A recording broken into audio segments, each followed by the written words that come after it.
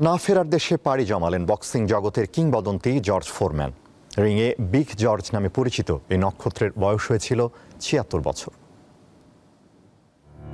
সময়টা ৩০ অক্টোবর ১৯৭৪। Muhammad Ali আর জর্জ ফোরম্যানের Rumble in the Jungle. Heavyweight বক্সিংয়ের সে লড়াইটা আজও বিংশ শতাব্দীর সেরা ক্রীড়া ইভেন্ট। ঐতিহাসিক সে লড়াইয়ে জয় পাওয়া মোহাম্মদ আলী মারা যান ২০১৬ সালে।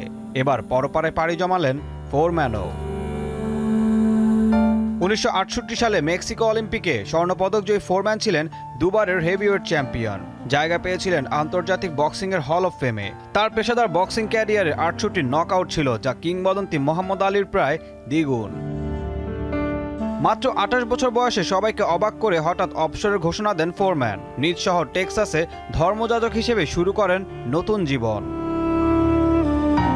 অবশ্য ১০ বছর পর আবার রিংয়ে ফেরেন ফোরম্যান। ১৯৯৪ সালে মাইকেল মুরারকে নকআউট করে ৪৫ বছর ২৯৯ দিনে সবচেয়ে বেশি বয়সে হেভিওয়েট চ্যাম্পিয়নশিপ জেতার রেকর্ড গড়েন তিনি, যে রেকর্ড ২০ বছর টিকেছিল। ফোরম্যানের শেষ লড়াই ছিল ১৯৯৭ সালের নভেম্বরে।